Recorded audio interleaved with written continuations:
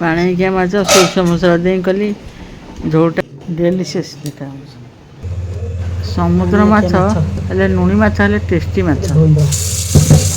ଜୟ ଜଗନ୍ନାଥ ସାଙ୍ଗମାନେ, ୱେଲକମ୍ ମାଇ ଚ୍ୟାନେଲ୍। ସ୍ୱାଗତ କରୁଛି ସୁଇଟେସ୍ ମମ୍। ଆସନ୍ତୁ ଯିବା ଆଉ ଗୋଟେ ନୂଆ ବ୍ଲଗକୁ। କେମିତି ପାଣିଆଖିଆ ମାଛ ରେସିପି ତିଆରି କଲି ଆସନ୍ତୁ ଦେଖିବା। ଆପଣମାନେ ମୋ ଚ୍ୟାନେଲ୍ ଯଦି ନୂଆ ଦେଖୁଥିବେ ଆଉ ଲାଇକ୍ ସେୟାର ସବସ୍କ୍ରାଇବ୍ କରିବାକୁ ଭୁଲିବେନି। ପାଣିଆଖିଆ ମାଛ ଆମର ଆସେନି, ଛୁଆମାନେ ଖାଆନ୍ତିନି ବୋଲି ଆଉ କଣ୍ଟା ବୋଲି ପାଣିଆଖିଆ ଆଣନ୍ତିନି। ଆଉ ଯାଇଥିଲେ ସାର୍ ବଜାରକୁ ଆଉ ବଡ଼ ସାଇଜ୍ ଦେଖି ପାଣିଆଖିଆ ଆଣିଥିଲେ। ସୋରିଷ ମସଲା ଦେଇକି କଲେ ତା ଝୋଳଟା ଖାଇଦେଲେ ଭାରି ଟେଷ୍ଟି ଲାଗେ।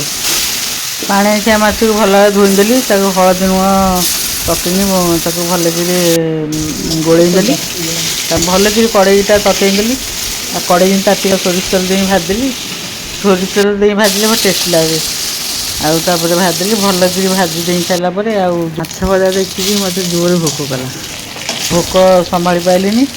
ତାପରେ ଯେମିତି ମାଛ ଭଜା ସଇଲା, ତାର ପଖାଳ କଂସାଏ ବାଢ଼ିଦେଲି। ତା ଦେହରେ ଲୁଣ ଆଉ ରସୁଣ କଞ୍ଚା ଲଙ୍କା ଦେଇକି ଭଲକି ଚକଟି ଦେଲି। ପଖାଳ କଂସାଏ ବସିକି ଖାଇଦେଲି। ଓଃ କି ଶାନ୍ତି! ପେଟ ଥଣ୍ଡା ହେଲା ପରେ ପାଣିଆଖିଆ ମାଛ ପାଇଁ ମସଲା ପ୍ରସ୍ତୁତ କଲି। କରିବା ପାଇଁ ରସୁଣ, ଜିରା, ସୋରିଷ ପକେଇ ତାକୁ ଗ୍ରାଇଣ୍ଡିଙ୍ଗ ଜାରରେ ଦେଇ ତାକୁ ପେଷ୍ଟ ପ୍ରସ୍ତୁତ କଲି। ତରକାରୀ କରିବା ପାଇଁ କଡ଼େଇ ଚୁଲିରେ ବସେଇଲି। କଡ଼େଇ ତାତିଗଲା ପରେ ତେଲ ଟିକେ ପକେଇଦେଲି, ଜିରା ସୋରିଷ ପକେଇଦେଲି। ସେ ଫୁଟିଗଲା ପରେ ତାପରେ ଆଳୁ କାଟିଥିବା ପକେଇଦେଲି। ତା ଭଲକିରି କଷି ଦେଇକିରି ଯେଉଁ ବାଟିଥିଲି ମସଲା ଦେଇଦେଲି। ଆଉ ମସଲା ଦେଇ ସାରିଲା ପରେ ଭଲକି ଟିକେ କଷି ଦେଇକିରି ପାଣି ଟିକେ ଦେଇଦେଲି। ସ୍ୱାଦ ଅନୁସାରେ ଲୁଣ, ହଳଦୀ ପକେଇକି ଶୁଖିଲା ଲଙ୍କା ବାଟି ନଥିଲି ଆଉ ଲଙ୍କାଗୁଣ୍ଡ, ଟମାଟୋ ଗ୍ରାଇଣ୍ଡିଙ୍ଗ କରିଥିବା ତାକୁ ବି ଦେଇଦେଲି। କଞ୍ଚା ଲଙ୍କା ପକେଇଦେଲି। କଞ୍ଚା ଲଙ୍କା ପକେଇଲେ ଆହୁରି ଭଲ ଟେଷ୍ଟି ଲାଗେ।